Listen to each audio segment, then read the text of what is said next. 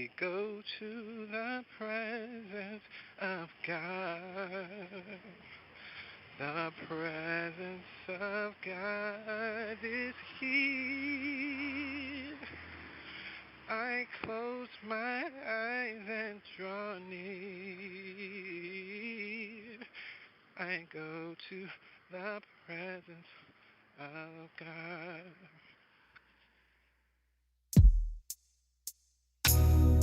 I go to the presence of God.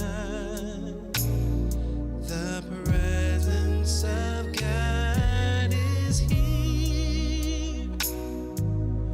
I close my eyes and draw near.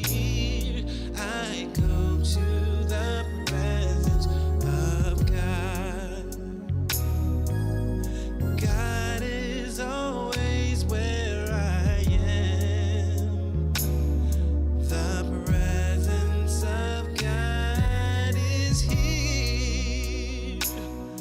Oh, I close my eyes and draw near. I go to the presence of God. Sing it with me. I go to the presence of God. God is here. The presence of God is here. Close my eyes and draw near.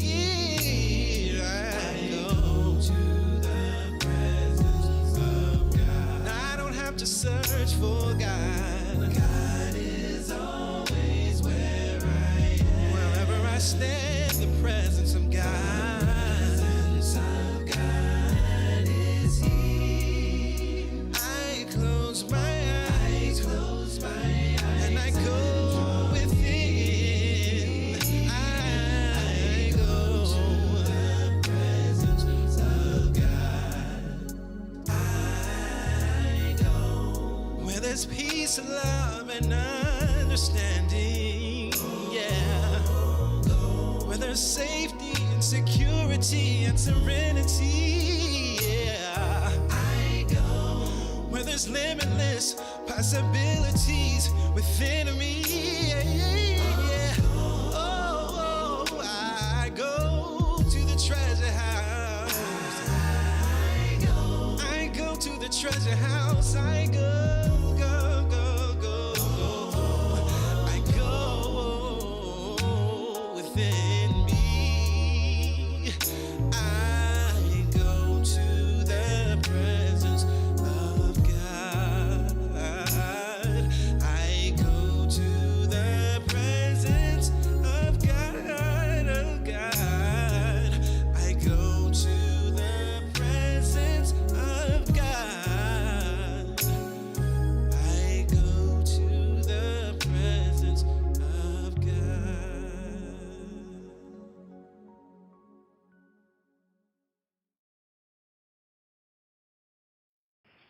I go to the presence of God. The presence of God is here. I close my eyes and draw near. I go to the presence of God.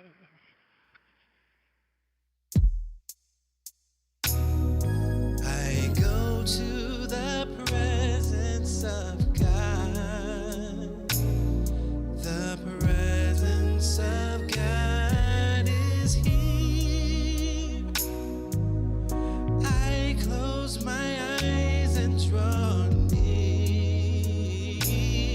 I go to the presence of God. God is always where I am. The presence of God is here. Oh, I close my eyes and draw near.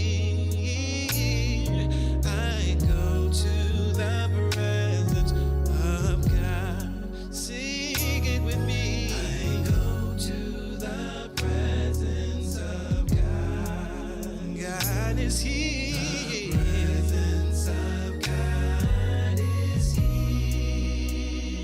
Close my eyes and draw near. I go to the presence of God. I don't have to search for God. God is always where I am. Wherever I stand, the presence of God. The presence of God is here. I close my eyes, and I go within. I go to the presence of God. I go where there's peace, love, and understanding. Yeah, where there's safety and security and serenity. Yeah, I go where there's limitless possibilities within me. Yeah. Oh, I go to the treasure house. I go to the treasure house. I go. I go within me. I go to the presence of God. I go to the presence of God, oh God. I go to the presence of God. I go to the presence of God.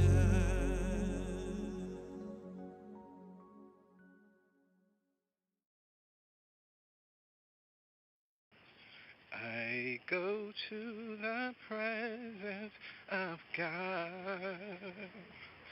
The presence of God is here. I close my eyes and draw near. I go to the presence of God.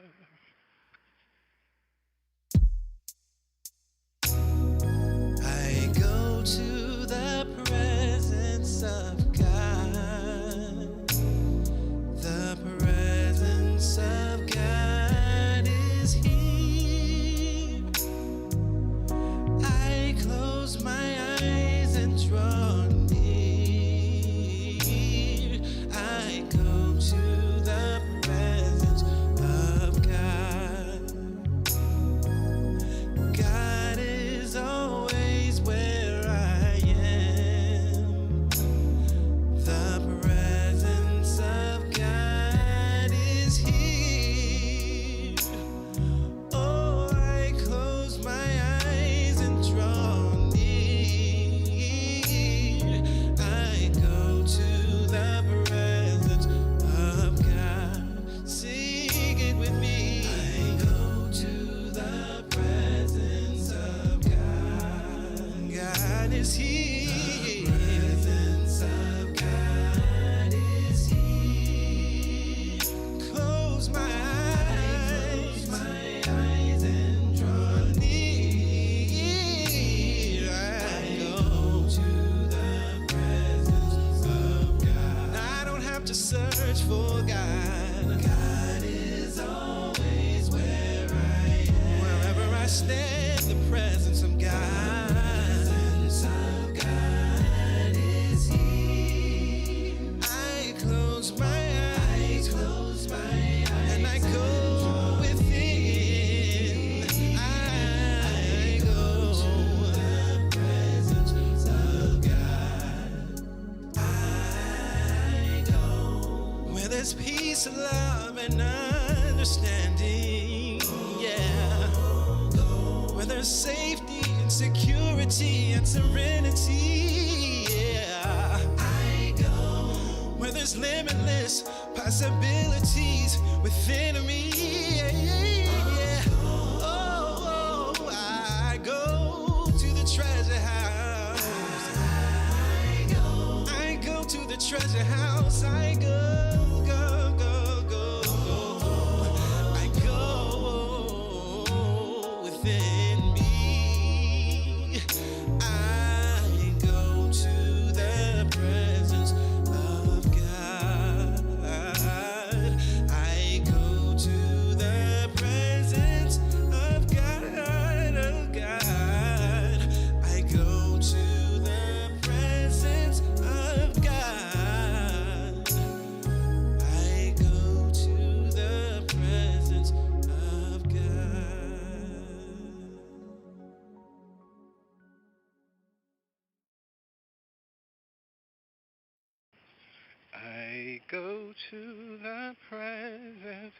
of God. The presence of God is here. I close my eyes and draw near. I go to the presence of God.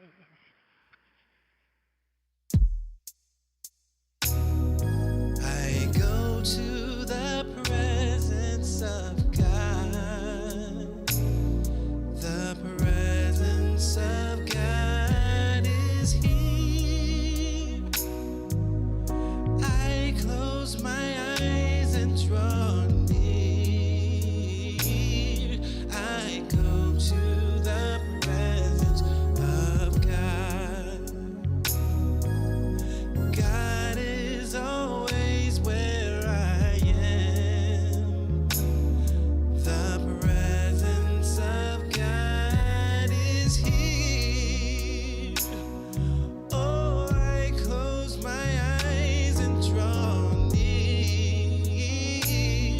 I go to the presence of God. Sing it with me. I go to the presence of God. God is here. The presence of God is here. Close my eyes and draw near. I go to the presence of God. I don't have to search for God. God is always where I am. Wherever I stand, the presence of God. Is here. I close my eyes, and I go within. I go to the presence of God. I go where there's peace, love, and understanding.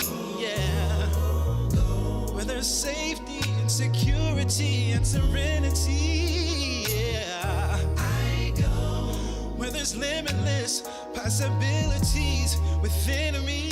Yeah. Oh, I go to the treasure house. I go to the treasure house. I go. I go within me. I go to the presence of God. I go to the presence of God, of God. I go to the presence of God. I go to the presence of God.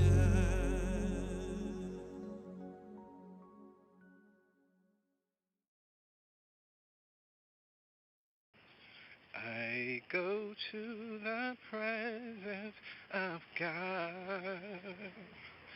The presence of God is here.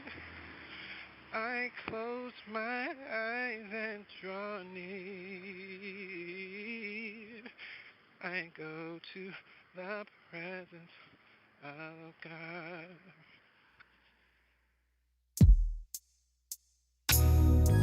I go to the presence of God.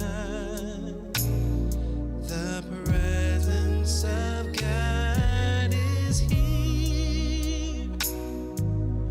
I close my eyes and draw near.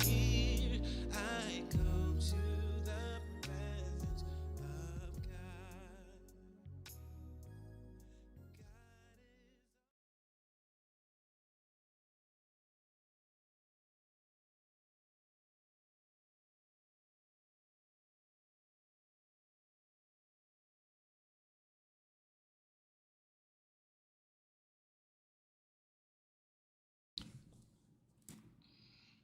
Hello, good morning, happy Sunday. It is so very good to be here with each and every one of you as we gather together for the weekend service here at Celebration Spiritual Center to celebrate the magnificence and significance of the presence and power of God operating in, through, and as you, operating in, through, and as each and every one of us. Now, as I know many people are feeling many feelings, there's a lot that's been happening in the news cycle. There's lots of thoughts and opinions happening out in the world. We want to ground ourselves today, not just with prayer, but also ground ourselves with a reading. And moments like these, this is when we return to our spiritual tradition to look for some solace, to look for foundation. And so I want to open us with a foundational reading, a foundational prayer that's a part of our New Thought tradition, a foundational prayer that was written at a time of turbulence, at a time of distress, at a time of uncertainty. And these were the words that came to us through our dear brother James Dillett Freeman. This is the prayer of protection. The light of God surrounds you. The love of God enfolds you. The power of God protects you. The presence of God watches over you. The mind of God guides you. The life of God flows through you. The laws of God direct you. The peace of God abides within you. The joy of God uplifts you. The strength of God renews you. The beauty of God inspires you. Wherever you are, God is. Wherever you are, God is. Wherever you are, God is. And all is well. From this place of awareness, I invite you now to close your eyes, to get still, stop what you're doing, put down what you're doing, and take this moment to breathe in intentionally and consciously. We take a breath in and we take a breath out.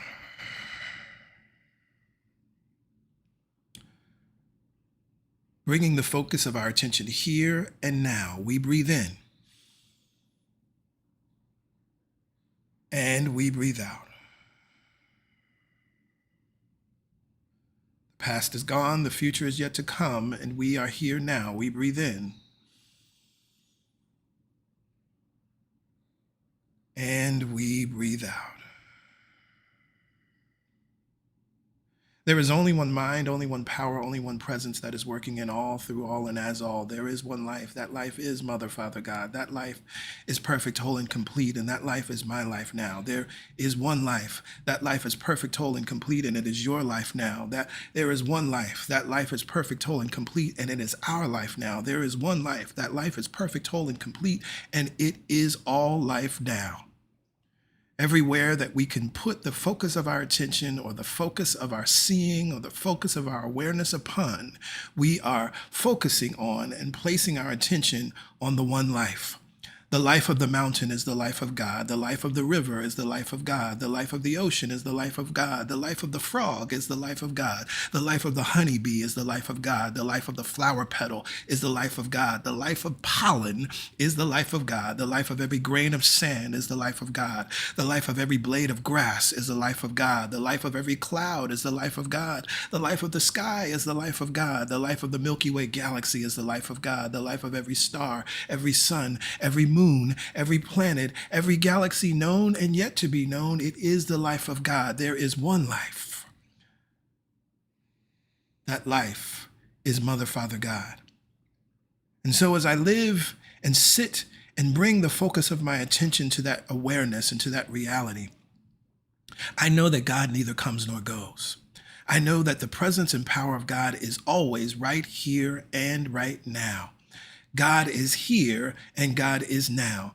I need not do anything to bring God into the presence except become aware that it is and it is now.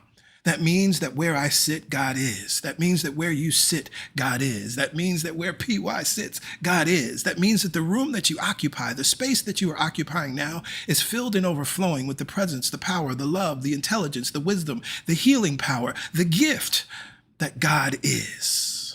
There is no spot where God is not. Whether we are in the mountain or in the valley of our experience, God is with us and within us now. And so as we are clear in this moment where God is, who God is, we are very clear that we are one with God and one of God. For we know that what God is in the large, we are in the small. For we know that God is the ocean and we are the wave. For we know that we have great possibility and great potential because of the reality of this oneness. So it is from that awareness that I speak these words today. It is from that awareness that I pray affirmatively today. It is from that awareness that I treat my mind today. It is from that awareness that I come back to calm today. It is from that awareness that I come back to what is true today. And so as we gather together for the weekend service, we gather together to celebrate the truth of this existence that is ours. We come together to celebrate our magnificence and significance. We come together to celebrate the truth as one family. We come together to celebrate the reality that God is and is operating in, through, and as us. We come together to celebrate this truth that we are prosperous and prospering. We come together to celebrate this truth that we are worthy, worthy, worthy. And so it is out of this awareness that then I expect that we will be liberated today. It is out of this awareness that I expect that we will be healed today. It is out of this awareness that I expect, name, and declare right here and right now that we will leave here differently than when we came in. Yes. And so it is for this truth I am so very grateful. I now release this prayer back into the law, this law which is always responding to me, this law which operates at the level of love, this law that is good and only good. This law that is no respecter of persons. This law that works just as easily for me as it works for you. This law that worked just as easily for my grandmother as it works for me. This law that will easily work for those future generations that come after us as it works for us. I trust it. I know it. I rely upon it. And so the word that we have spoken is a word that is life-giving, healing, and life-supporting. Therefore, that must be what we experience. That is what we will experience. So with joy and thanksgiving, I release this prayer. And together with joy and thanksgiving, we lift up our voices and we say, Amen. Amen. Ashe. Ashe. And so it is. So it is. So it is, and so it must be. Yes, yes. Well, hello. Good morning. Happy Sunday. I'm Pastor Greg. I'm Pastor Yolanda. And we are so very happy to be here with you on this Sunday as we gather together for the weekend service, again, to celebrate the magnificence and significance of the presence and power of God operating in, through, and as us, to celebrate this truth as one family and live our greatest lives. It is good to be here with you. If you are a first-time guest, hello, welcome. We're so happy that someone or something brought you to this live stream today, and we're confident that something will be done, something will be said that will support you in living an empowered life and thriving in your life. The first time you come to CSC, you're a guest, but when you come back, you're family, so welcome to the CSC family. Now, the information you see there on your screen is how you access your digital connection card. This is your way to stay in touch with us and for us to stay in touch with you. All you have to do is text the keyword welcome to that phone number, 347-472-1078. Again, keyword welcome to 347-472-1078. You'll receive an automated response with a link. Click that link. It'll take you to your digital connection card. Enter your information. We just need your name and your email address. Submit that information and you'll receive a follow-up text that says you're all set, and indeed you are. You'll be on our mailing list. You'll receive our weekly newsletter that comes out every Friday, and all other correspondence that we send out to the community, correspondence to keep you aware of what's happening at CSC, and of course correspondence to keep you in alignment and encouraged and inspired to live your greatest life. You can also feel free to let us know in the comments where you're connecting in from. You may find that there is someone in your city, your state, your country that is also connecting right here and right now, because CSC is a large and global community. So from this place of awareness, this is a wonderful opportunity for us to move forward with our news and updates. And after our news and updates, then we get into the meditation, the music, and the message. We encourage you to invite your friends, family, colleagues to the live stream. CSC is always looking for those that are looking for us. And so if you know someone that is in alignment or interested or even curious about what it is that we teach and embody here at CSC, by all means, invite them to the live stream or send them a previous stream or video so that they can get a sense of what CSC is all about. And then, of course, then invite them to join us live on Sundays. Every third Sunday is God Talk Sunday. That means that next Sunday, September 21st, is God Talk Sunday. What is God Talk Sunday? It is your opportunity to ask questions. And so every third Sunday following the weekend service at 1 p.m. Eastern Standard Time, we gather together for a real, raw, loving, powerful session of really unlearning, because what we recognize is that when you come to this new thought metaphysical path, there are lots of things that you'll have to release, beliefs and ways of being from other potentially traditions or just misinformation. And so PY and I are here to help you navigate that process. One of the things that we were very clear about as we were co-creating CSC is that we spent a lot of time in the wilderness to get to the promised land. And so we want to shorten that time for you. And so that's a big part of what the God Talk is about. And so your willingness to show up to the session, your willingness to ask questions, because no question is off limits, and your willingness to continue to work to embody the principles and apply it to the real things happening in your lives, that's what's going to be the thing that actually transforms your life. Now, if you've been on this path for a while, you'll still have questions. You may want to know, how do I apply these principles to a very specific thing that you're dealing with now? And what I know to be true is that these principles can be applied to any and everything. And to the extent that you cannot apply them to the real things that are happening in your life, then they're pointless and useless. But what our lives have continued to show us over and over again, collectively and individually, these principles work if we work them. And so we are happy to support you in applying the principles to whatever's happening in your life. So again, that's next Sunday, third Sunday, September 21st at 1 p.m. following the weekend service. In order to get the Zoom link and password, you need to be on our mailing list. You'll see the information again on how to join our mailing list so that you can get that email because it's in every email that goes out on Friday. Our newsletter has the Zoom link and password in it. So we look forward to you all joining us next Sunday. Every fourth Sunday is Healing Sunday. This is where we have a specific and deliberate healing prayer treatment around healing in our community. What we know to be true is that healing is our birthright. What we know to be true is that healing is something that's available to each and every one of us. And so we are so happy to be able to stand in this knowing with our community and with those that are in your lives that are in need of healing. We have heard and continue to share so many powerful stories of healing within our community because we know that prayer works and it is working at CSC. So if you yourself are in need of healing, you want to be here for the fourth Sunday prayer. If you know someone that's in need of healing, invite them to be here for the fourth Sunday prayer. And of course, if they're unable to be there, you can stand in their stead, seeing and knowing them perfect, whole, and complete. Again, that's on the fourth Sunday and every fourth Sunday at Celebration Spiritual Center. If you have a prayer request, we encourage you to send that prayer request in to prayerchampions@celebrationsc.org. We are always knowing the highest and best for every soul connected to CSC, and we recognize that you may have a specific prayer request for yourself, your loved ones, or just someone you know in some capacity. Send that prayer request in, and we will add them to the list, knowing the truth with and for you. We also encourage you that as you're sending in that prayer request, to see yourself casting that burden on the mind of God, making yourself open and available for insight, making yourself open and available for guidance, making yourself open and available to answers for what it is that you must do, what your next step may be in your life, or to be a supportive friend or loved one to that person whose name you submitted. Again, prayerchampions@celebrationsc.org.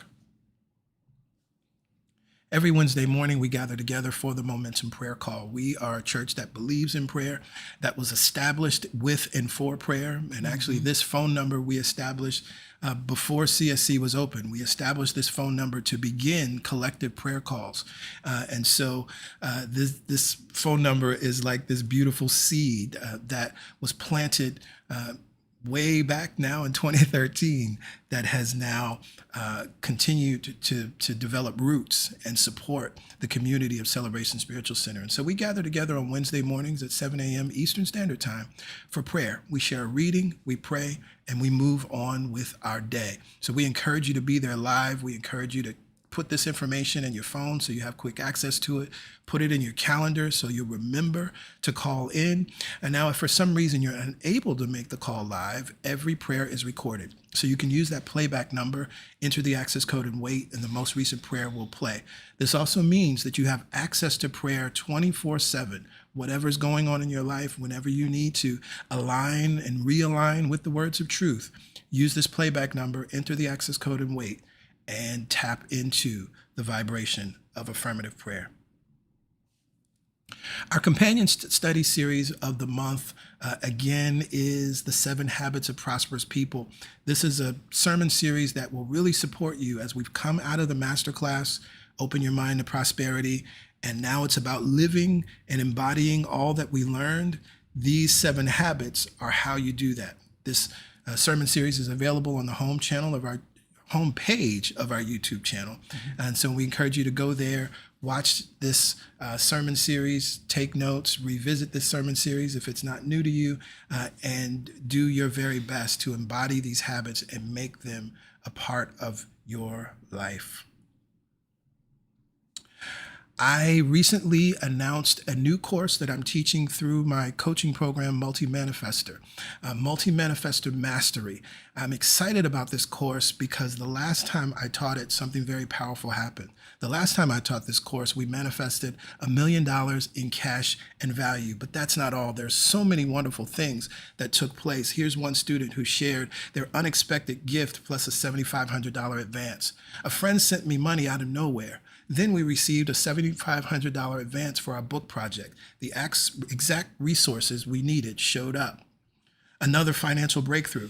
I reached my goal and then some. Over $15,000 manifested through new projects, extra teaching opportunities, and training contracts. It felt easier this time because I remembered I am already living in an answered prayer. That goal that the student is speaking about is one of the things that we do in Multi-Manifestor Mastery. We set a specific monetary goal to manifest in 12 weeks or less. Another student, I met my money goal for the 90-day process. The biggest shift, I now believe money comes easily. I don't have to hustle or grind for it. The Multi-Manifestor Mastery Program is open and available. If you would like to learn more about it, you can scan this QR code or go to this link that you see here, bit.ly/Manifestor Mastery. You can learn more about the class. You can learn more about what's involved. It is a 12-week course. And of course, you can learn about the investment that's required in order to be a part of this course. It is going to be powerful, and I'm excited because I believe that we're going to exceed that $1 million mark easily and effortlessly. We would love for you to stay connected outside of this live stream. And so this is one of the reasons that we have made the Church Center app available. In the Church Center app, you can take care of your giving. In the Church Center app, you can register for CSC classes. In the Church Center app, you can also connect to a new community that we've created, CSC Live. This is a community where you can check in with CSC folks, talk about the sermons, talk about books that we're reading, etc. Ask questions, share your prosperity reports. We recognize that the CSC community is active and vast, and we would love for you all to continue to connect with each other, to continue to support each other. You can also post prayer requests there.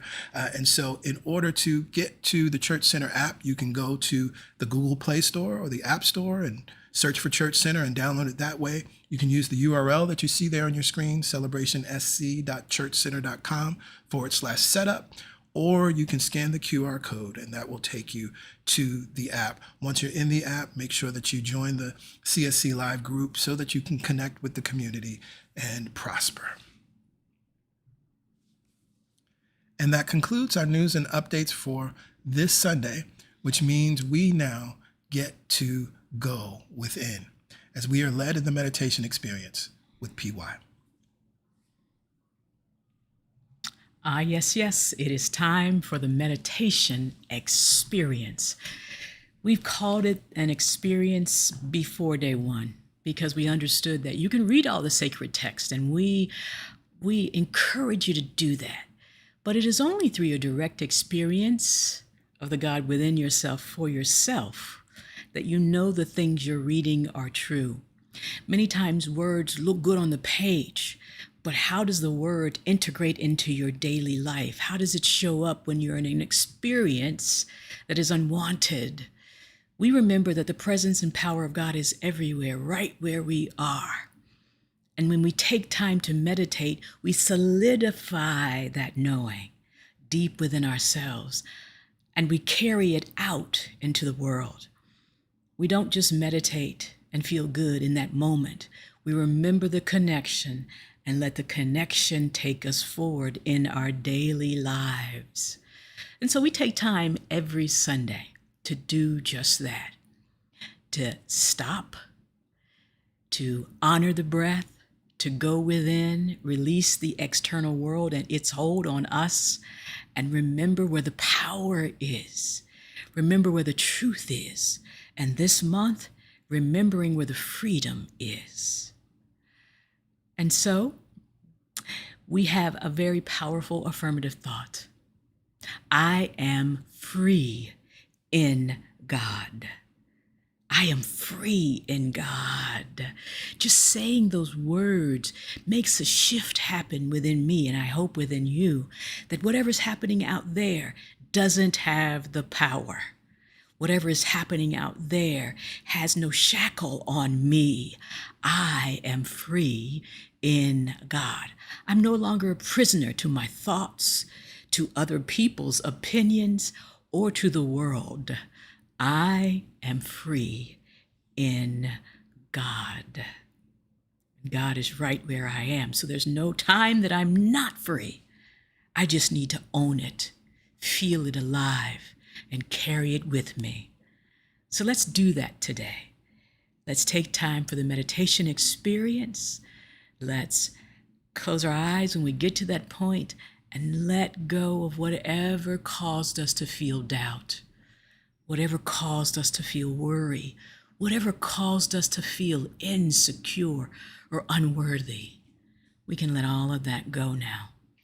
And we can come back home to ourselves and to God, because we are free in God. No baggage to carry, only God to remember. So let's do that. Let's go ahead and find ourselves in a comfortable, seated, upright position. We're going to plant our feet on the floor, bring our palms to the tops of our thighs, and we're going to relax in this posture. We're going to align our ears over our shoulders, shoulders over hips, so you're not leaning too far forward. You're not leaning too far back. You're just right there in the middle. And from this aligned posture, feet grounded, seat holding you upright. Look around the room. Notice where you are. You're anchored in God. You're anchored in the present moment. And you can let go of anything that would make you feel afraid. And from this place of awareness and safety, allow your eyelids to gently close. I say gently because we don't force ourselves to feel anything. We let go of everything that would prevent us from knowing this truth. I am free in God. And that subtle, simple act of closing the eyelids begins the internal awareness to grow, to strengthen, and ultimately to free us. From this place of awareness, notice the breath right where it is.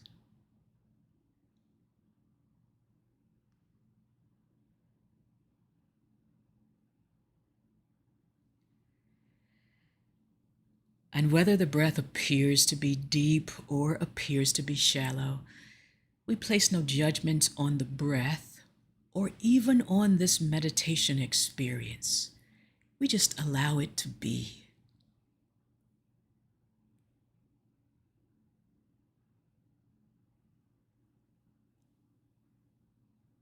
For we are grateful that the breath is moving. We are grateful that the heart is beating. We are grateful that we are seated and held and loved and guided. And more importantly, we are grateful that we are free in God.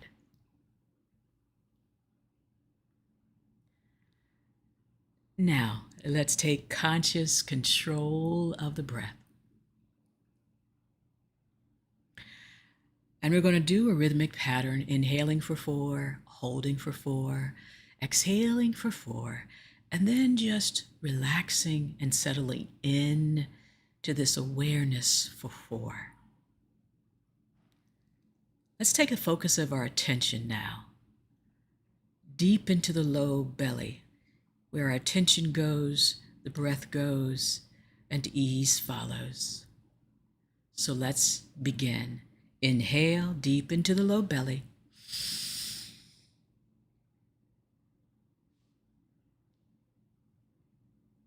Hold for 4.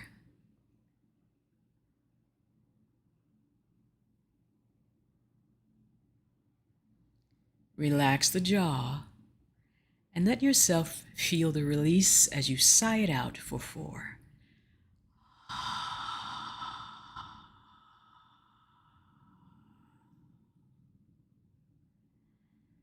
And then settle in and sink deeper into this chair where you are, the sofa where you are, the presence and power of God where you are.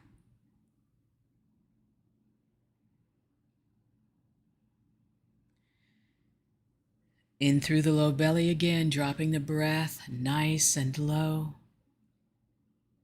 Inhaling.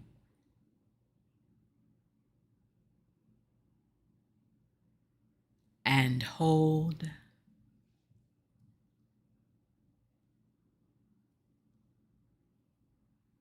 Relax the jaw.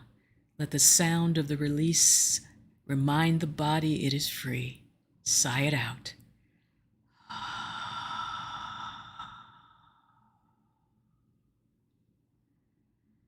As the breath trails off, sink deeper and deeper and deeper.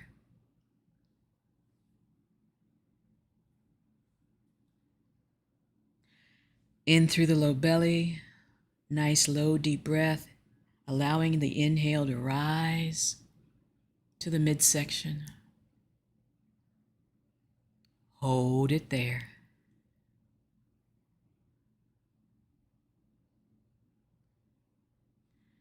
Relax the jaw, release the sound, and any weight you've been carrying, let it flow out on the breath.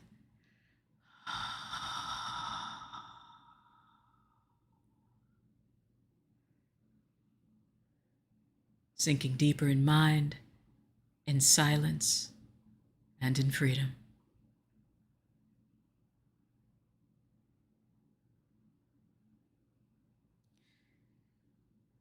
In through the low belly, up through the rib cage. We've expanded the sides. Now let's expand the front and the back, filling up with breath, filling up with God, filling up with freedom. Hold it there.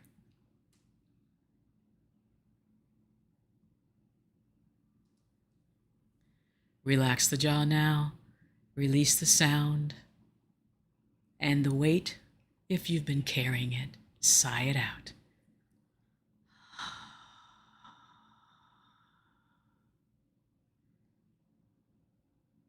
And sink deeper and deeper and deeper.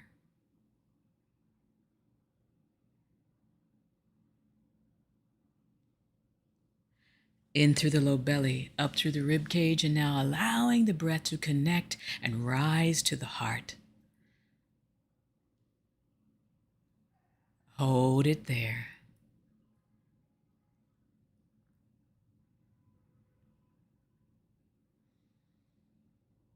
Relax the jaw, relax the shoulders, just sigh it out.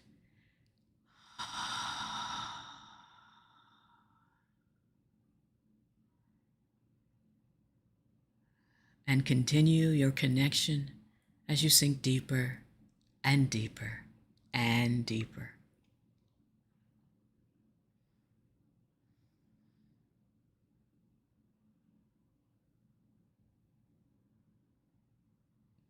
One more time. In through the low belly, up through the rib cage, and up to and through the heart.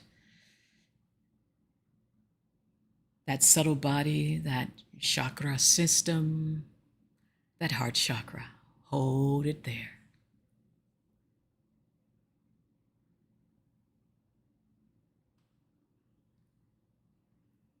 Relax the jaw now and sigh it out.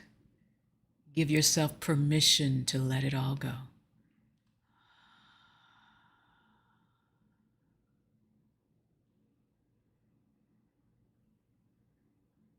As the breath is released, the silence follows, the freedom follows, the ease follows, sinking deeper and deeper and deeper.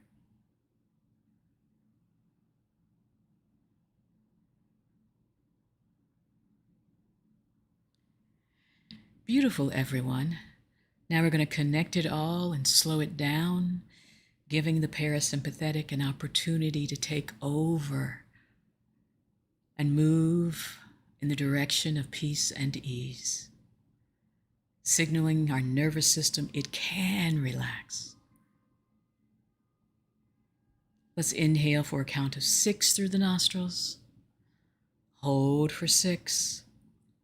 Close the lips. Exhale for 6.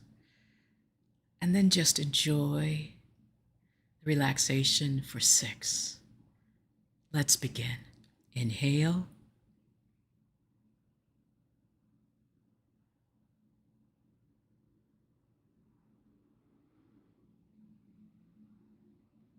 Hold.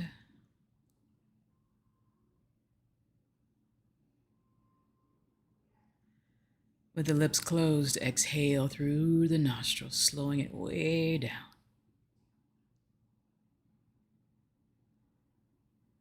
And as you release through the nostrils, you feel the body responding, relaxing more and more and more. Let's practice a few rounds of this in and out through the nostrils on your own.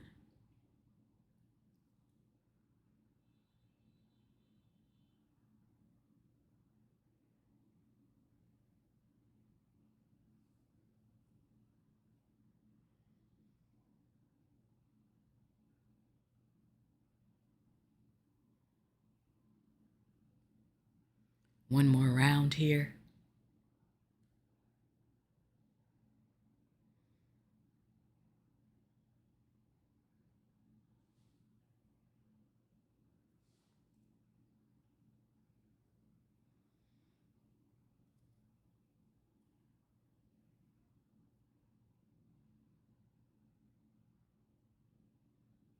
Beautiful, everyone.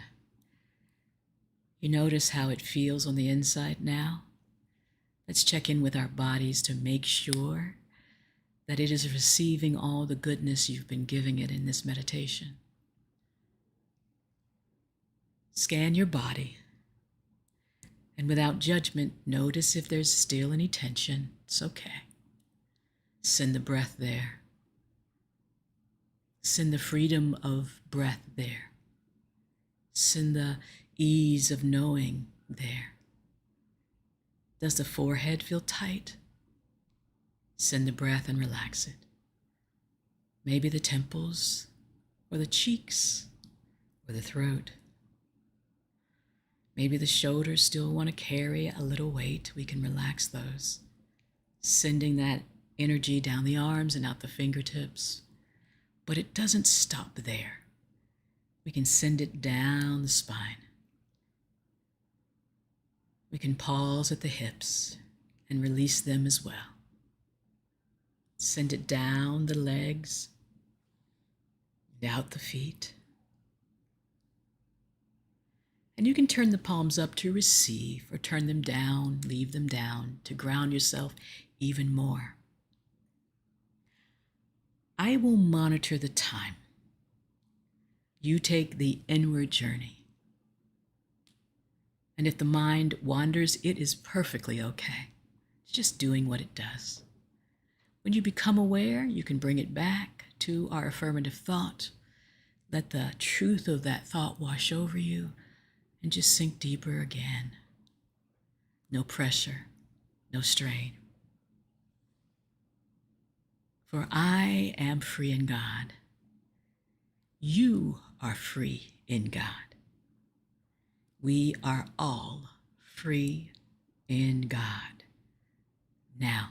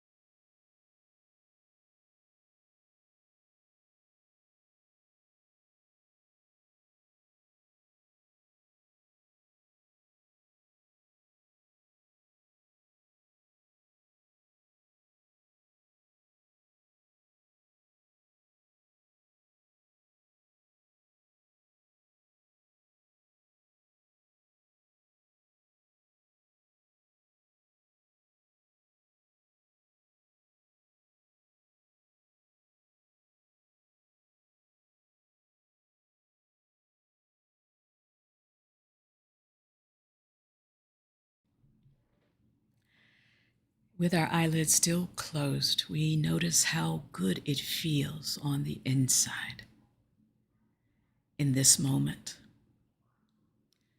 With our eyelids still closed, we remember that freedom equals peace, freedom equals ease, freedom equals joy, and freedom equals worthiness. With our eyelids still closed, we bring all of this good feeling easily back with us. If the palms are turned up, turn them down, making contact again with the tops of the thighs, either way. Inhale, draw the shoulders up by the ears. Exhale, releasing the shoulder blades back and down, nice and easy. Inhale, elongating the breath. Exhaling, releasing the breath and the shoulder blades back and down. One more time. Inhale up. Exhale, releasing the shoulder blades back and down. Bringing the palms together at heart center. Gently touching the thumbs into the sternum, that little bony ridge right at the center of the chest. Noticing the beating heart there. Bow your chin, if you are able, towards your fingertips, noticing the opening at the base of the neck all the way down the spine. And now allow the eyelids to gently open, no rush, no strain. And become familiar with the space that you occupy again here in this room at this time. Nice soft gaze. Inhale, raise the chin. Raise the gaze, release the breath, maintain the peace and the freedom. Namaste.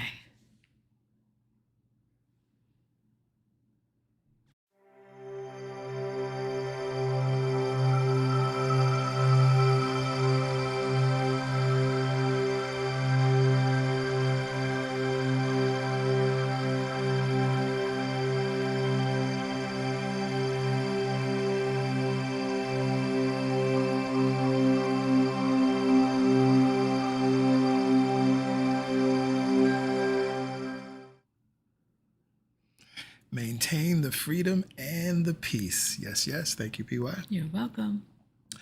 Well, we are in the second week of our 12-week series, Miracle Minded, the 12 Conditions of a Miracle. And so I'm looking forward to sharing today's message with you. But of course, before we get into the message, we're going to get into the music. And so after we hear from Soul 21, I will be with you with today's sermon, Welcome Everything In. I'll see you on the other side.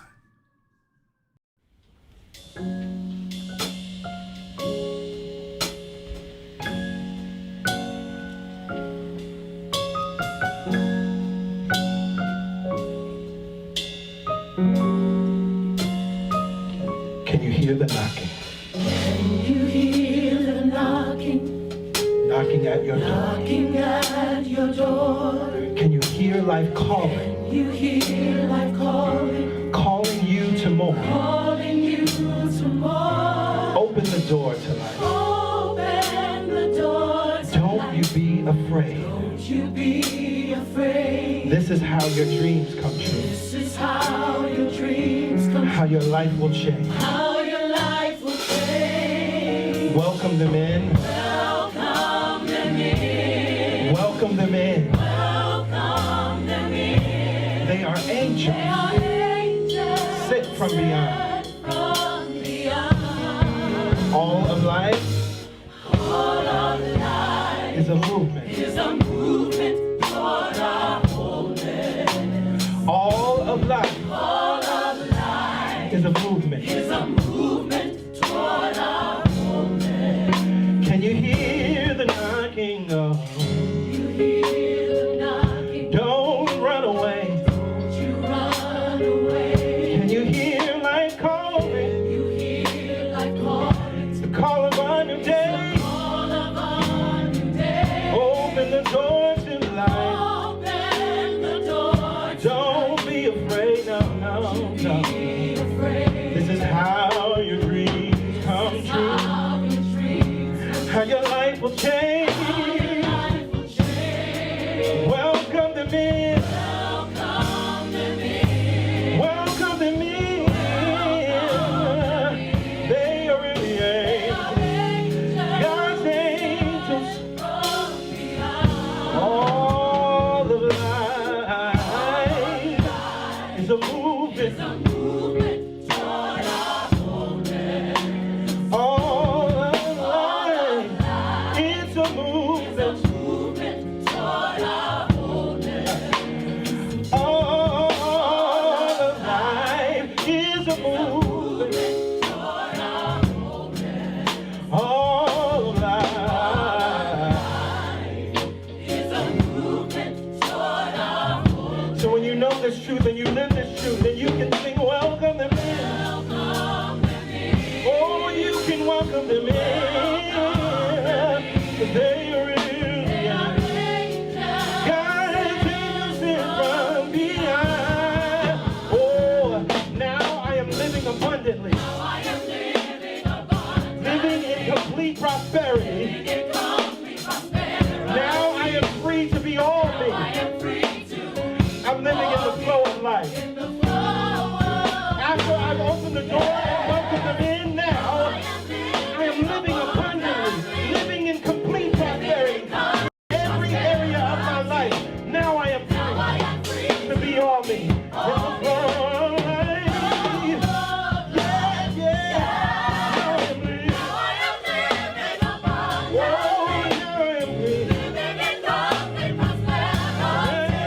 Na, na, na, na, na. Free to be In the flow of life. Now I am living. Yes. Now I am living. Now I am.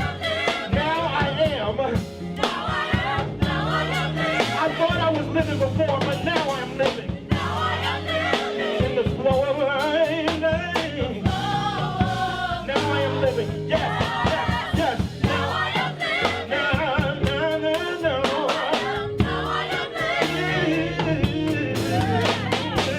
In the flow of life.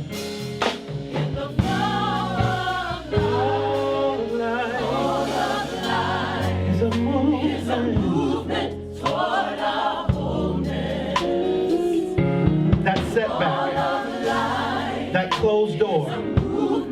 that disappointment. What you may not realize now, but you will realize later as you look back, that was the very thing that moved you to the thing that you really wanted. That's why we sing all of life is a movement.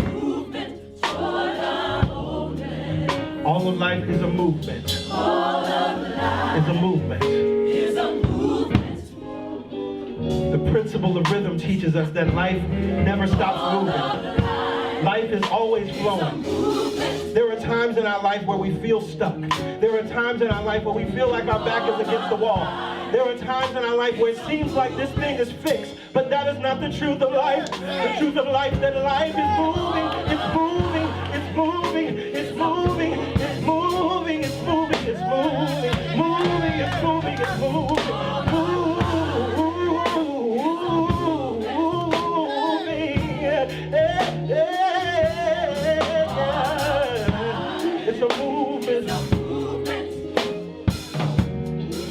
All of life is a movement. All of life is a movement. Picture in your mind that problem moving. Picture in your mind that challenge moving. Picture in your mind that difficulty moving. Picture in your mind that dis-ease moving. Moving, moving, moving. Moving, moving, moving. Moving, moving, moving. Moving, moving, moving. Moving, moving, moving. Yeah. All of life is a movement toward our wholeness. It's moving. All of life is a movement toward our movement. All of life. All of life is a movement toward our movement.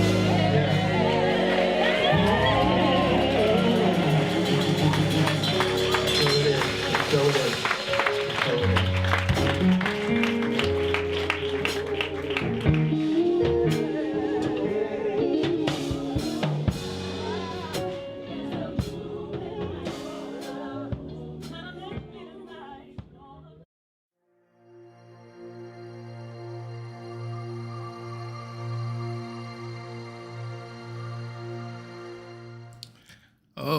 Oh my, yes, all of life is a movement toward our wholeness. That, of course, is inspired by a verse in the Tao Te Ching, the Jonathan Starr translation. All of life is a movement toward our perfection. And as you look at the root word that Jonathan Starr translated into our English word perfection, the root of that is actually wholeness. That's what perfection means. So in the same way that we affirm there is one life, that life is perfect, whole, and complete, that life is my life now, it's the same thing that we're affirming when we recognize that all of life is a movement toward our wholeness. Every experience, even that which seems unwanted, even that which we call a disappointment, even that which may seem to be a setback, it is actually moving us toward the experience and the expression of wholeness, which is our default, which is really who and what we are beyond this physical being, this physical space. Well, hello, happy Sunday. Good morning, good afternoon, good evening, whatever time it is where you are, it is good. And I am so happy to be here with you. Thank you for joining us here on the live stream. Shout out. I was looking through the comments. I see, of course, New York is always in the house. Bronx is in the house. Atlanta's in the house. South Carolina's in the house. Memphis is in the house. We see you. We love you. We appreciate you. Thank you all for being here. And of course, you can feel free to shout out where you're connecting in from, your city, state, your country, because there may be someone that is connected right here and now in the same space that you are. Well, we have some things to discuss and some things to share with you today. And so I would love for you to join me in our centering prayer. Please repeat these words after me. I welcome the Spirit of truth into my mind and let it grow in my heart. Thank you, God, in, through, and as me. Amen. Ashe. And so it is. So it is. Yes, yes.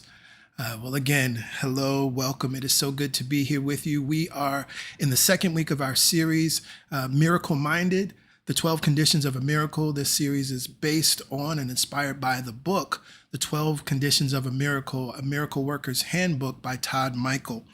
And last week we started with the first condition, which is emptiness. And emptiness is an interesting condition and an interesting place to start because, as I said, one, it may remind you of some of the things that we talked about in the masterclass as we began with Open Your Mind to Prosperity. But Todd Michael encourages us to understand that emptiness is an inner and outer experience. The inner experience is the things that we know to do, right? We know that meditation is necessary. And what meditation is doing is supporting us in practicing this condition of emptiness. Also, yoga. But there's also the outer expression of emptiness, and that would be through our financial giving. Many times when it's something that we want, particularly finances, our instinct, fearful instinct, is to hold on to what we have.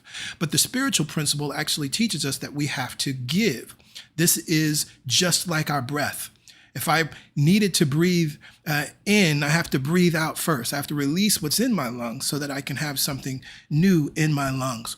We also talked about that from this context of understanding the principle of emptiness, this condition of emptiness, that what we can actually also then do is we can fast, using it as this, from this perspective, right? That we're not fasting trying to please God. We're not fasting from a place of sacrifice. We're not even fasting from a place of spiritual obligation because this is what we do and this is what we're supposed to do every year at a specific time. But we recognize that it's supporting us in practicing the condition of emptiness. Why is emptiness important? Well, the title of the sermon was Spirit Abhors a Vacuum. See, what's true is that emptiness cannot happen on God's watch. And so as soon as emptiness occurs, God immediately fills it. That's why we practice this principle of emptiness. I'd also love to remind you all that as we studied in our masterclass, Open Your Mind to Prosperity, I encourage you not to abandon what you learned. So while there's specific things around emptiness that we shared last week, there's all the things that Catherine Ponder teaches, right? About releasing things and clearing out clutter, using an elimination list. All of those are also ways to practice both inner and outer emptiness, recognizing, as she teaches, the vacuum law of prosperity, right? That nature abhors a vacuum, that spirit abhors a vacuum, and will always fill an empty space because that's its nature. It can't help but do it. It's not even like it's seeing emptiness and it's like, oh no, I don't like emptiness. That's not what happens. It just automatically fills. Now, to preface today's sermon, I want to point you all to several sermons that I've given in the past, and I think we'll probably even stream them this week because I think they'll be so helpful, even just where we are as a country right now and so many things that are going on. But when I think about this second condition that we're going to talk about, I could honestly make the second condition an entire series because there's so many things to be taught and so many nuances. But of course, this is something that we've been teaching all the time at CSC. So I want to bring your attention to a couple sermons and invite you to go back to them on your own time. The first one is, and if you don't watch any of them, this is the most important one, I think, is The Next Revolution. And that is from the sermon series, Who is Jesus to Me? From April 2018. So you can go to our YouTube channel, go to the playlist, look for April 2018, the Who is Jesus to Me series, and watch that sermon, The Next Revolution.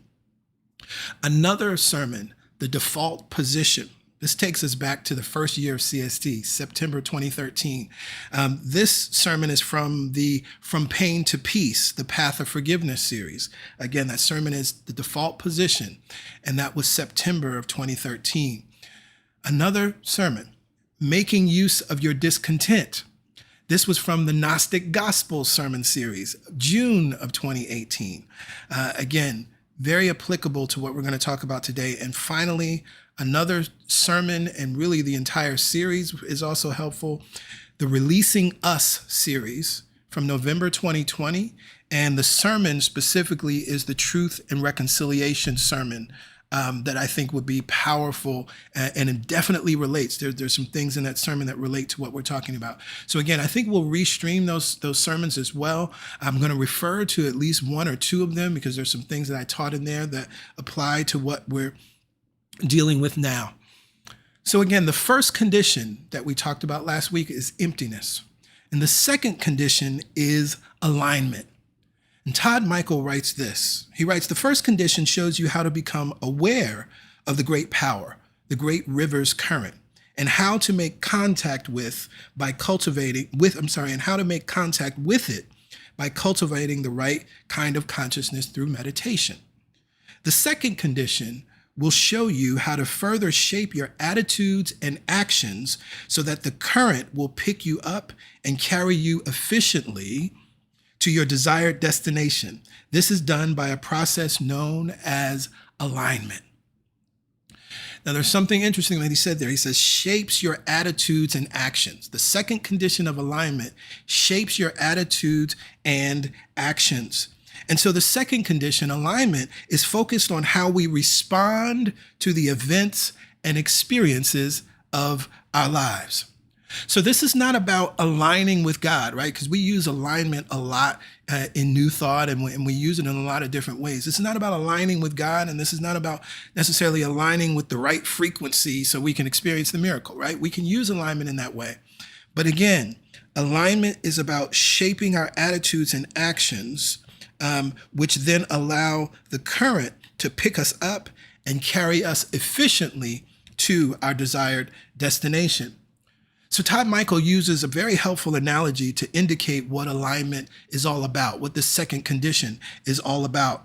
He writes, alignment is analogous to what a sailor does with a sailboat.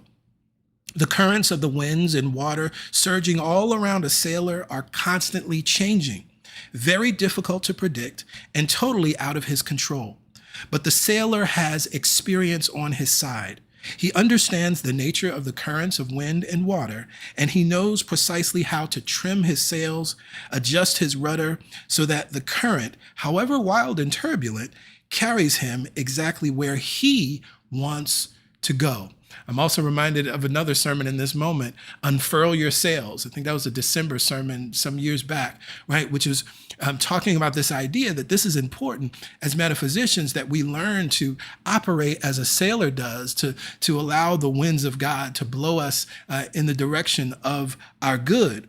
And so I think this analogy is very helpful in us understanding just immediately what the second condition of alignment is all about. It's learning to be and do as a sailor does, to learn and understand the winds and the waters, and learn how to work with the winds and the waves, even when it's wild and unpredictable. And always then you're carried exactly where you want to go.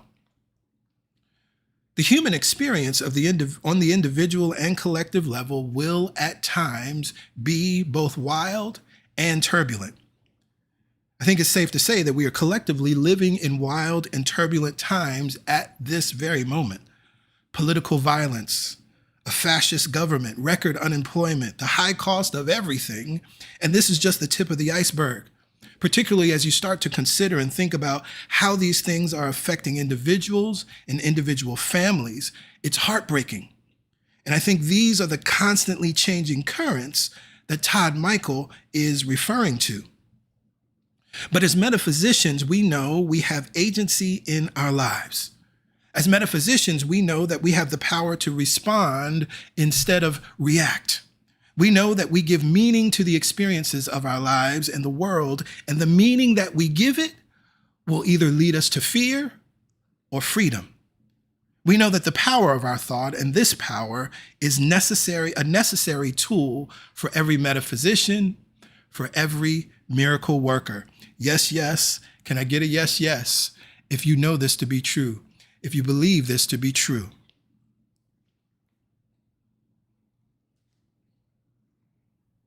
And so I want to take us to what Todd Michael calls the Alpha Passage. This is reminding us of what this is all about, that the 12 conditions of a miracle is based on a familiar miracle story of the fishes and the loaves, right? Of the feeding of the 5,000 plus women and children, right?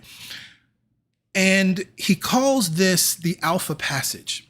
He believes and teaches, and I agree wholeheartedly, that there is a code that's hidden within this story. There's a way of being that's hidden in the story that we can start to practice, understanding that this is what Jesus always embodied, right? There was a go and do likewise, but there was also a greater things than these will you do also. And so he was demonstrating a way of being more than a way of doing. And so in this Alpha passage last week, we unpacked the opening verse, just a short piece of the first verse of the story as written in Matthew 14. And one of the things that we learned is that Jesus withdrew from the crowd and went to meditate. He withdrew from the crowd, went into, the text says, a deserted place, right? So that he could get himself together, because he had just received word and news that his beloved friend and family member, John the Baptist, was brutally and tragically murdered. He was beheaded. And Jesus gets this information well after the fact. According to the text, it says that the disciples retrieved the body, buried him, and after all of that, that's when they told Jesus what had happened. And so while the text doesn't tell us about his emotional state, understanding their relationship, we can ascertain that he was definitely in a profound state of grief. We also know, as we've seen in the text, that Jesus was a man that was in touch with his emotions, right? And so, for instance, when his dear friend Lazarus, when he heard that Lazarus died, the shortest verse in the Bible, Jesus wept, right? So we know how he responds to the death of someone he loves and cares about. So we can use our hermeneutic of imagination and ascertain that he would have definitely been very upset, and that's why he withdrew. And so then the text goes on. I'm reading from the New Revised Standard Version, where Matthew 14, verse 13 and 14. But when the crowds heard that he had withdrew and gone to a place to be by himself, they followed him on foot from the towns. When he went ashore, he saw a great crowd, and he had compassion for them and cured their sick. Now, this highlights something for me that directly points to one of the sermons that I shared with you all, The Next Revolution. Again, that was from the Who is Jesus to Me series in April of 2018.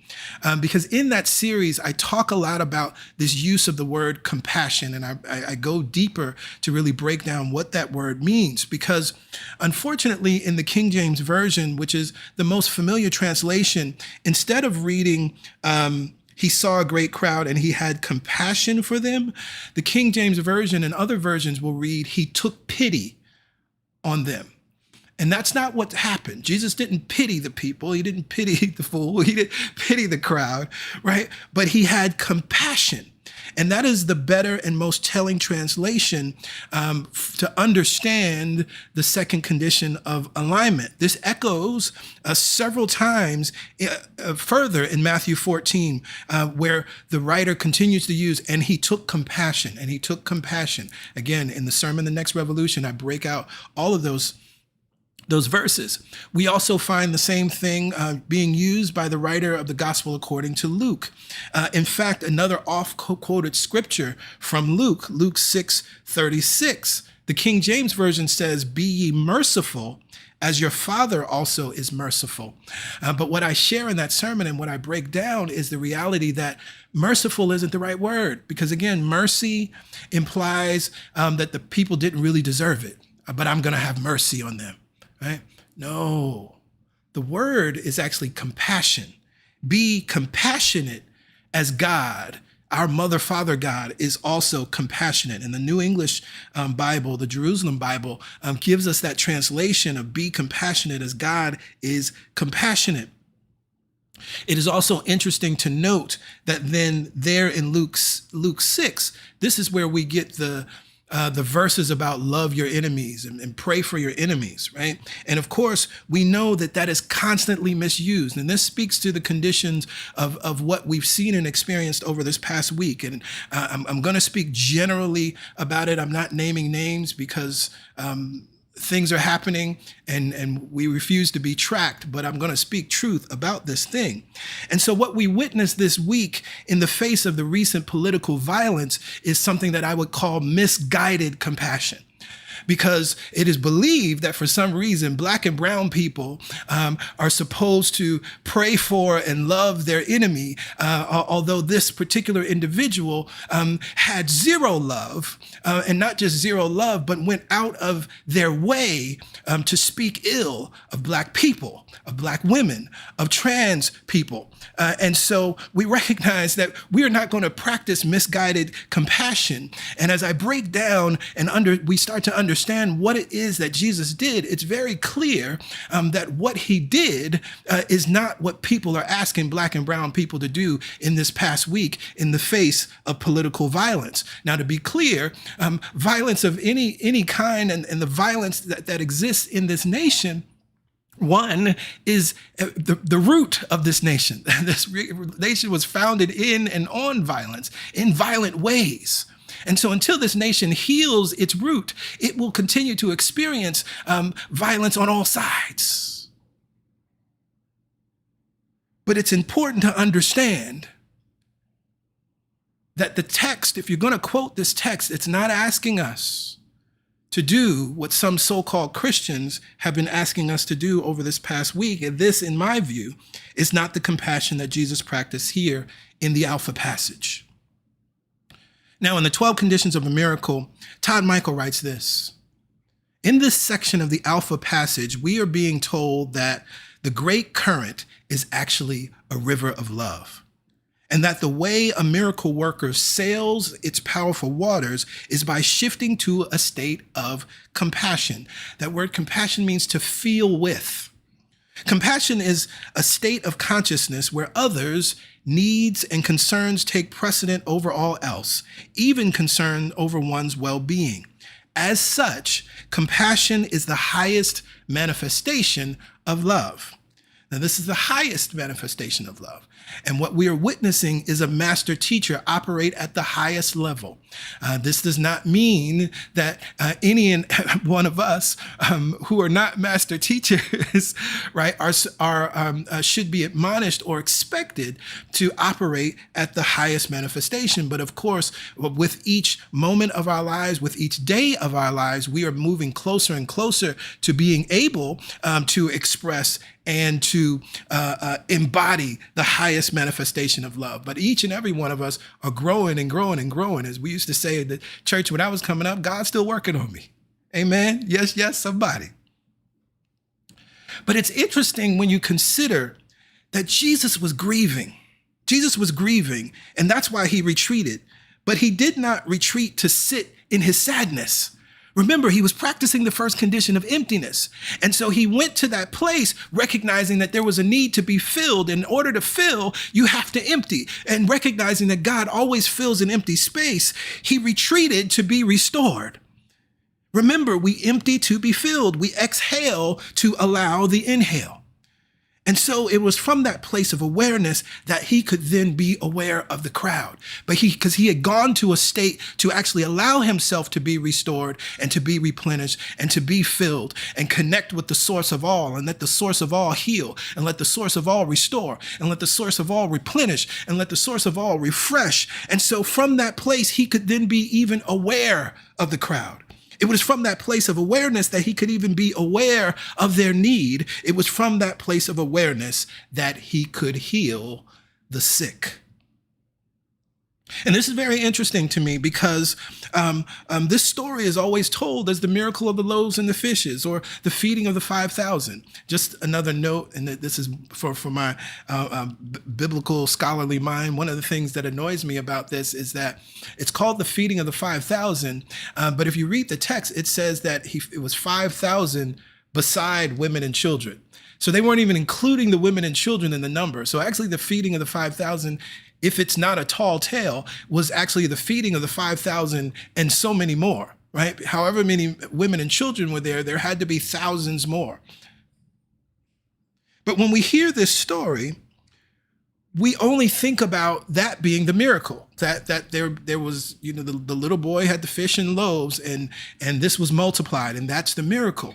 But the first miracle is in the first couple verses.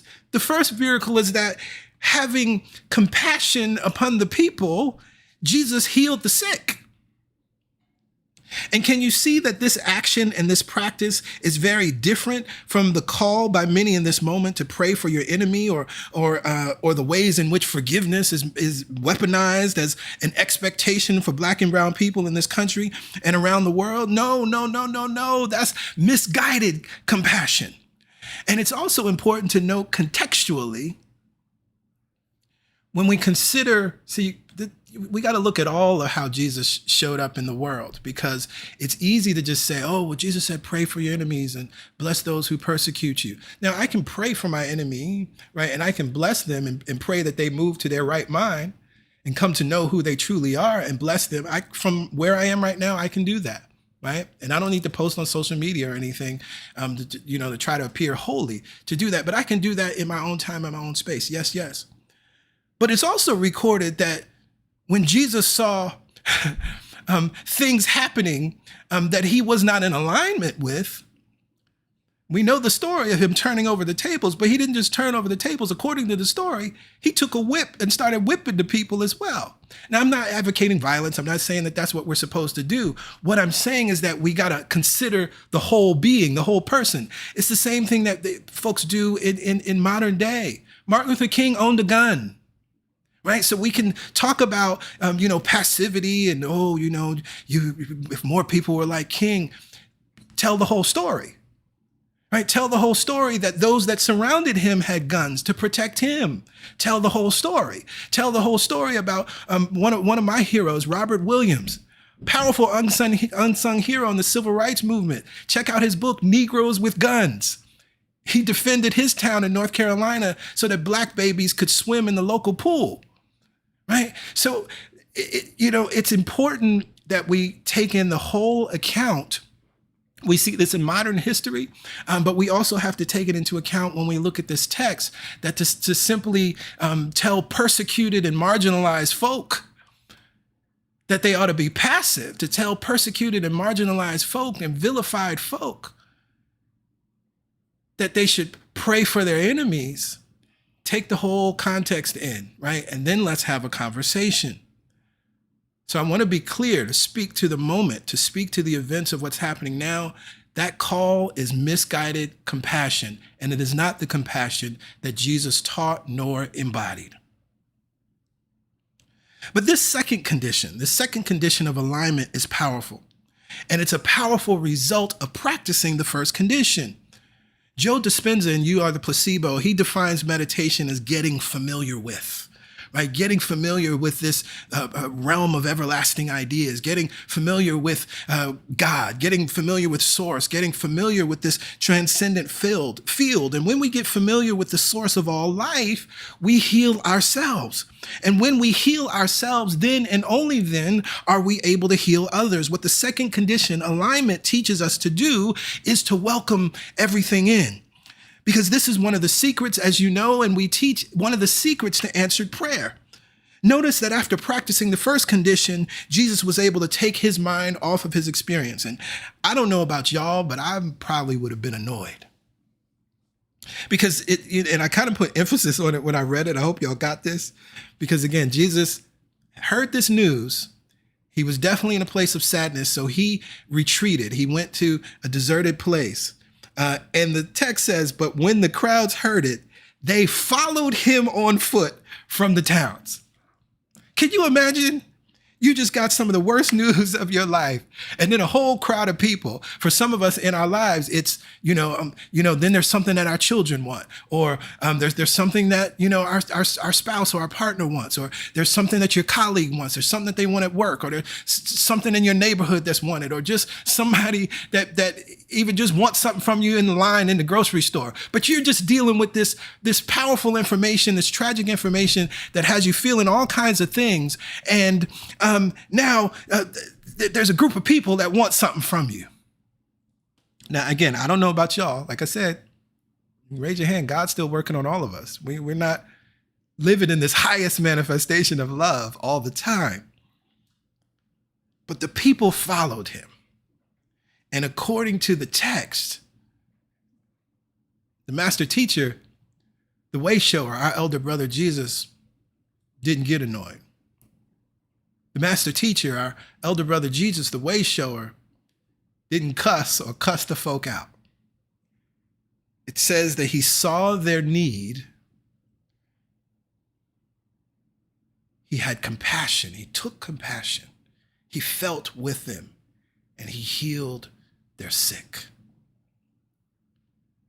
Now, of course, we read this story, and ain't nobody asking you to be Jesus, right? Nobody's asking you to do that. Again, that idea that compassion is the highest manifestation of love, we're all unfolding, we're all growing, right? It's a process. Understand that. But what is the practical application of this second condition? Well, the first is this, and you've heard me say this many times, that a manifestation secret is when you can identify the ways in which your dream, your goal, your desire, your desired miracle benefits more than yourself. You actually at that point have increased the likelihood of your manifestation. You have at that point amplified the very thing that you desire. That's a manifestation secret. That's also part of this condition of alignment, because you're now moving outside of yourself and you're really acknowledging your oneness with all of life. Todd Michael writes it this way: your goal must include the greater good of others. Your success in working miracles will be directly proportional to the care you exercise in this area. And one of the things I was thinking about in terms of Celebration Spiritual Center, I know beyond a shadow of a doubt, the things that PY and I have experienced collectively and individually in terms of the things that we have manifested and demonstrated in our lives, I know that a big part of that is because of our willingness and our desire, just the two of us in this apartment, having a desire to serve and give above and beyond ourselves, right? Not in spite of ourselves, not forgetting our own conditions, because again, what's the first condition? Emptiness, which is about connecting to source, restoring and replenishing. Right? That's very important, right? That's why it's love God, love you, love people. Not love God, love people, then love you. But I recognize that our desires, our goals, our dreams manifest and have manifested because we are also including and working for and towards the greater good of others. So that's one way that we can practically apply this condition. Additionally, the second condition of alignment is asking you to think beyond yourself. It's asking you to think beyond your neighborhood, your family, your community, to think beyond people who look like you, to think beyond people who speak the same language as you, right? So often, unfortunately, and it happened in mass during the 45 administration, and it has happened in this administration of the felon in chief, that there are those that don't like when I talk this way. Right? There are those that don't like when I speak truth to power, right? And sermons become quote unquote political because they didn't come here for all of that, right? Ironically, these happen to be white folks speaking to me, a black man, when I'm speaking to black and brown people, right? And doing what I know is the embodiment of love. And so there's an opportunity to recognize that it ain't all about you. To recognize that maybe it's time for me to think beyond the box that I live in, and maybe there are other people having other experiences. And so while you may not be Latino and you're not worried about your family getting picked up by ICE, but we have folks in our community that are from immigrant families that are Latino and other cultures and nationalities that are concerned and have real concerns around that. And so when we speak truth to power around that, again, if that ain't got nothing to do with you and your home and your family, but can you think beyond yourself? This is operating in the second condition of alignment. And it's not just about the sort of the platitudes of like, oh, well, I can volunteer and, I help the less fortunate. Again, compassionate is not pity. And so if you're out here trying to help the less fortunate, you're not operating in this condition, right? We center, we serve and support. We do not help. We do not take pity, and they are not less fortunate. particularly when there's a system in place that has created the so-called conditions of being less fortunate. So beyond volunteerism and beyond charitable giving, which you can do, and that would be supporting you in operating in this condition, as long as, again, you're operating from this space of centering, serving, and supporting versus helping versus taking pity. This also applies to who and what you vote for. Right? If there are people that, don't want their tax dollars to go for free lunch because they ain't got kids.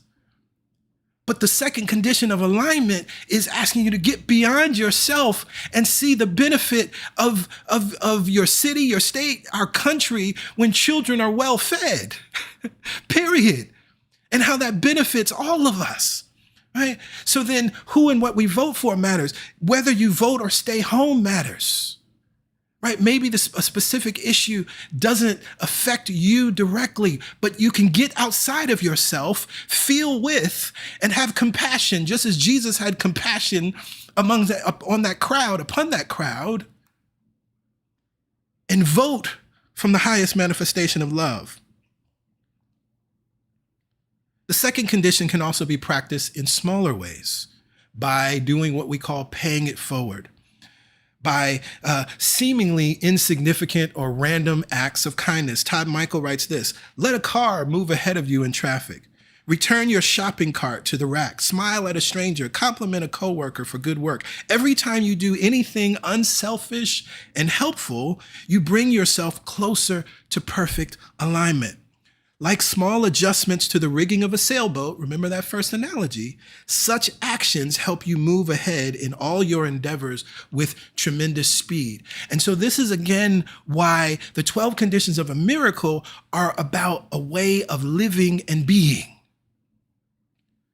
And so it's not that you have to do some grand gesture. Actually, grand gestures don't work, right? They're self-serving and self-supporting, right? The grand gesture is what it is. Everybody sees it. Oh, wow, grand gesture. And then it's over. But when you do these things and make it a part of who and what you are, smiling at a stranger, having a conversation with a stranger, just saying hello to a stranger. I don't know if you've ever been there, but I've been there. Like the smile of a stranger at the right time was exactly what I needed. The hello of a stranger at the right time was exactly what I needed. They didn't know what I was going through. They didn't know what I was dealing with. But it lifted me up. It reminded me that I was connected. So out of your connectedness, through practicing the first condition, you then are expressing alignment, which is the second condition. And so in closing, I want to leave you with part of what Todd Michael writes here to take away and think about. He writes, imagine that you take a superb journey overseas. You have 3 ways in which you can pay for this great experience. You can pay as you go, you can pay later, or pay ahead of time. This is true with life. And so what he's inviting us to consider is that the second condition of alignment is asking us to pay ahead of time. So he goes on and he says, paying ahead creates a shock wave in the fabric of cause and effect. A shock wave that travels ahead of you and makes your way clear and easy. This explains why shifting to a state of compassion enables you to attain synchrony with everything that is going on around you in your world. Since the whole universe is a river of compassion, when you shift to a state of compassion, you become one with the river, one with this vast web of cause and effect. The whole universe is a river of compassion. The more we align with the river of compassion, the more we are healed. The more we align with the river of compassion, the more our families are healed. The more we align with the river of compassion, the more others are healed. The more we align with the river of compassion, the more our communities are healed. The more we align with the river of compassion, the more our nations are healed. The more we align with the river of compassion, the more our world is healed. Let there be compassion on earth, and let it begin with me. But let's be clear. This is a far cry from the misguided compassion that some have been calling for in this past week. It is not what Jesus, our elder brother, taught, nor what Jesus, our master teacher, embodied. I want to remind you that if you only choose one sermon to revisit, and we will stream it on our YouTube channel this week, go to The Next Revolution, again, which was in the series, Who is Jesus to Me, April 2018. Because in there, I go further in understanding the definition of compassion as it's used in that verse, and then understanding when we say, be compassionate as God is compassionate. Where I take you to is that as we start to really delve into the deeper meaning of that word, what we're being asked is to be like a womb, as God is like a womb. And so then we're getting into the mother principle that is the expression of God, and understanding how the feminine is in operation in this. We, of course, are going to continue to move forward next Sunday with the third condition, but I trust that you will sit with this week and ask what is yours to do. Ask within your very own being how you can embody this powerful principle of alignment that leads to compassion in your own life and in your own world. For this truth that has been spoken, I am so very grateful. And to this truth, I say amen, ashe, and so it is.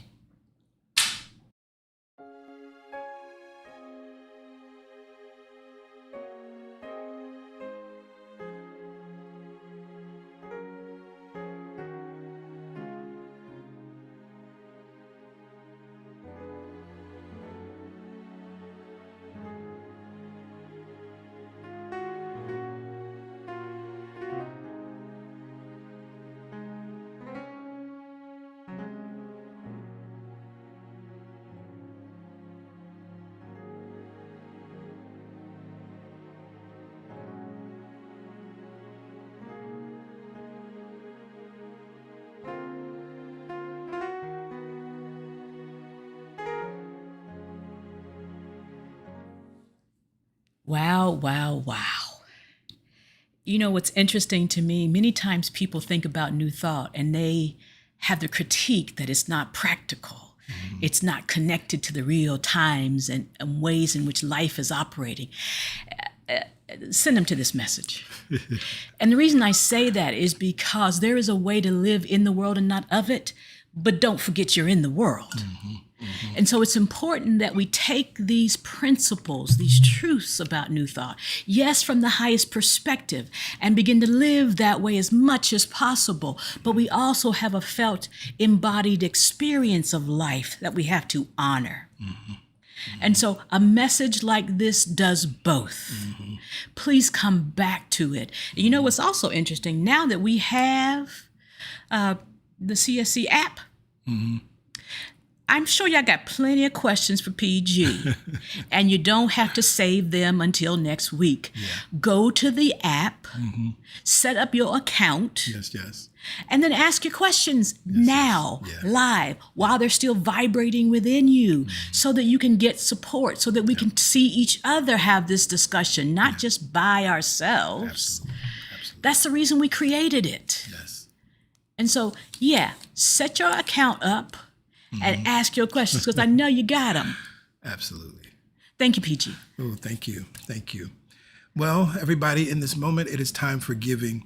And you've seen the information throughout the stream. It's very easy to give to CSC. You can go to our website, celebrationsc.org/give, and give your dollar amount there. You can text your dollar amount to 347-744-9500. There is a $10 minimum to text to give.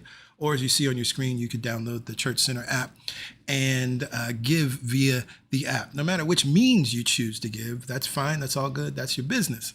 What we are concerned about, and the business that we are in, is understanding that our giving is about where we're giving from. And that has to do with the knowledge of how we're giving. So first, we recognize that we give to source. We give to God. That's a way of our acknowledging that all that we receive comes from the one mind, one power, one presence that we choose to call God, choose to call Mother, Father, God, right? That's very important.